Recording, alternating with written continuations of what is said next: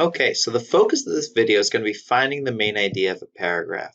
This is a critical skill in finding the main idea of a larger piece of writing, be it an article or a book.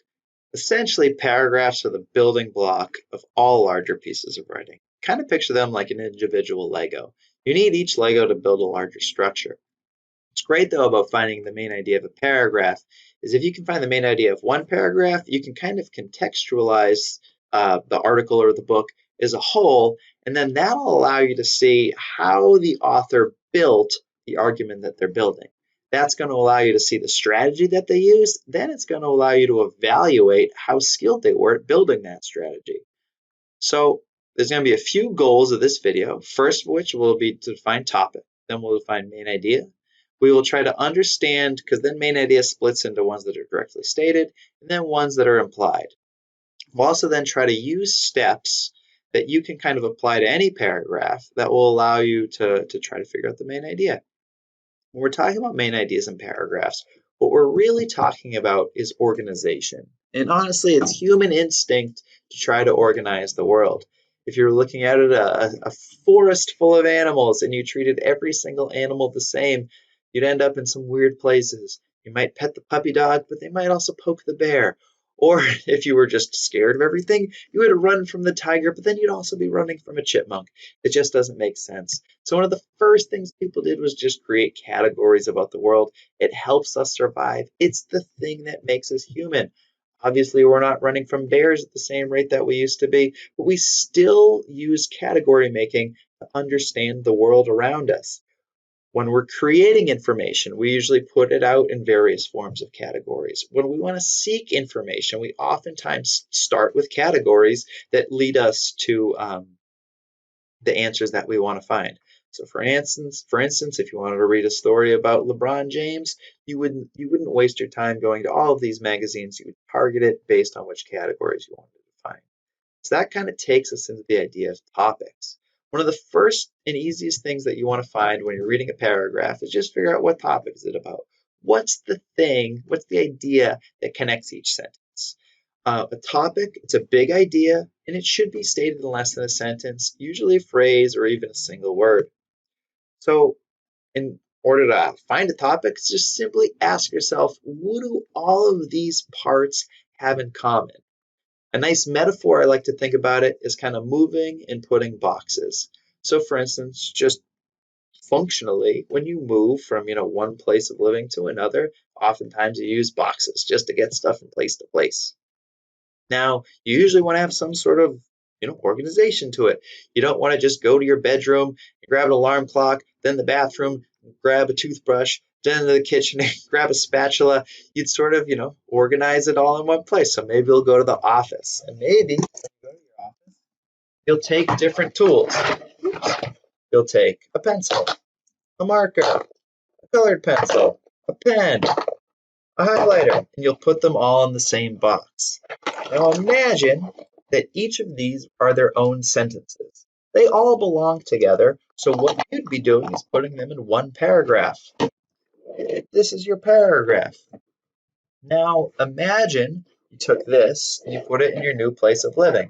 Well, you didn't just move your office, you moved everything. So now you have your new place stacked with boxes. It seems like it would be a pain in the butt if you had to open up each and every box to figure out where the heck you were supposed to go next. So what do you do oftentimes when you move? You label the boxes. It just gives you a heads up of what to do. So in this case, we might label this box writing utensils. Oftentimes, authors do the same things with their paragraphs, and that's sort of what we're going to get into later with main ideas. So what you're trying to do is figure out what is the label on each box. Let's look at an example paragraph. We have summer is a wonderful time to spend at this beach. It is a beach with light-colored soft sand. The coastline goes on for a long way, and many people enjoy walking along it. Children like to play in the surf and walk along the rocks that are visible at low tide.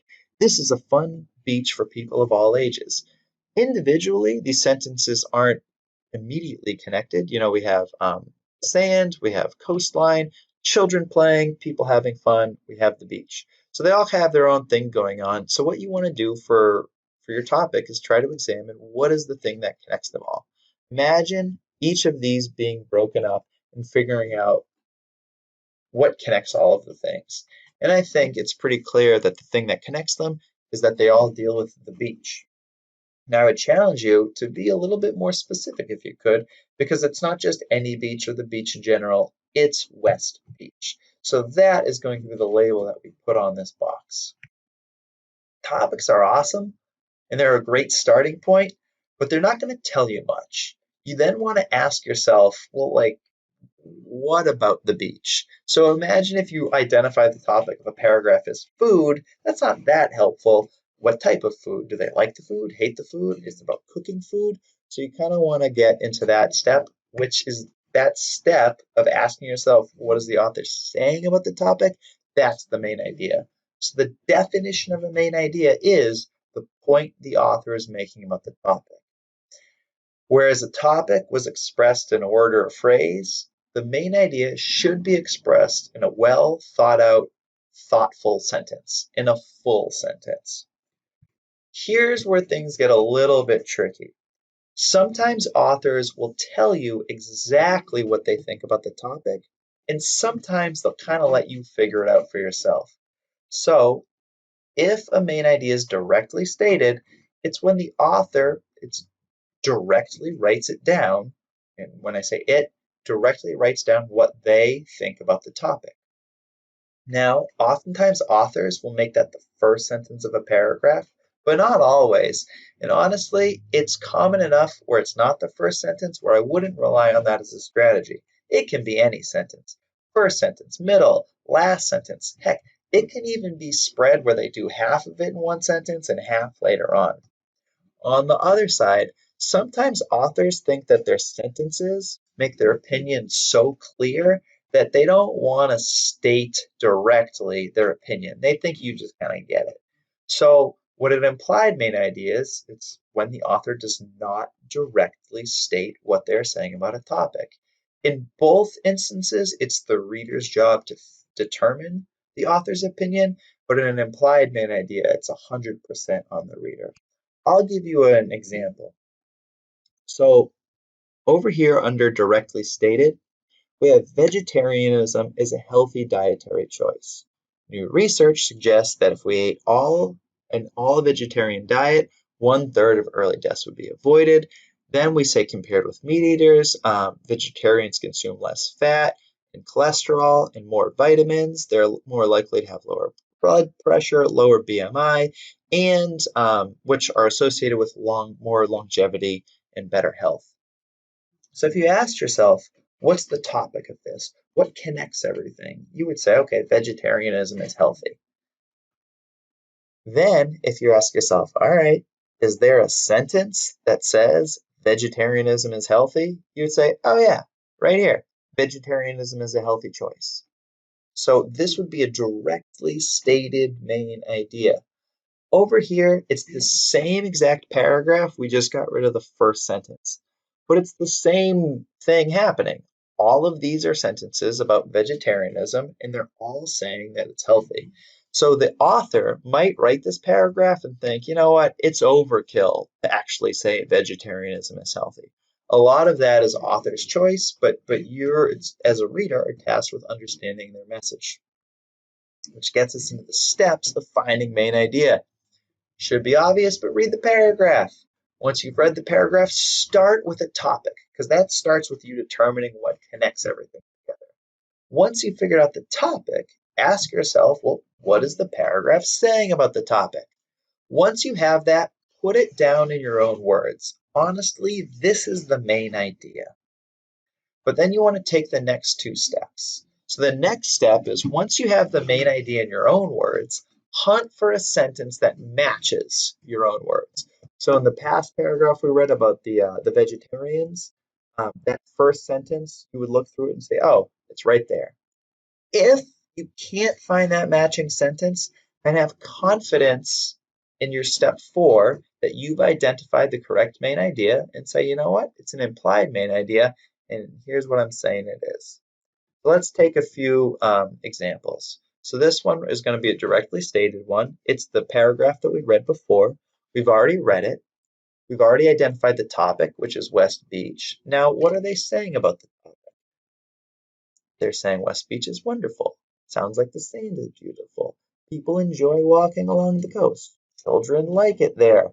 People of all ages have fun. So every single one of these sentences is a positive view of West Beach. So in our own words, I don't know, West Beach is a really enjoyable place for a whole bunch of people. Now let's hunt for a sentence that matches that. Summer is a wonderful time to spend at West Beach. That pretty much matches what we just said, so that's going to be your main idea. We don't need to deal with step 6. Of course, we'll practice it anyway, so let's look at a different paragraph. Before you put on that skeleton costume and rove door to door pandering for candy, take a minute to reflect on this tradition. Halloween is believed to have come from an ancient Celtic festival dating back some 2,000 years.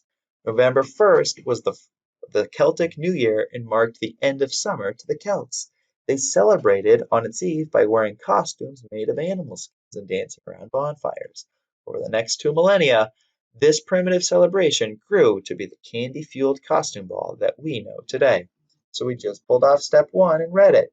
Let's look at the topic. Well, clearly it's Halloween, but I think it's also about the history of Halloween. So the topic we'll say is the history of Halloween. What are they saying about the topic? Well, starts off with this old Celtic tradition and moves to the modern day. Anytime we do change over time, I usually with the word evolve. So could we say the history of, it's about the evolution of Halloween? I think that's a good starting place, but I think we could even get more specific.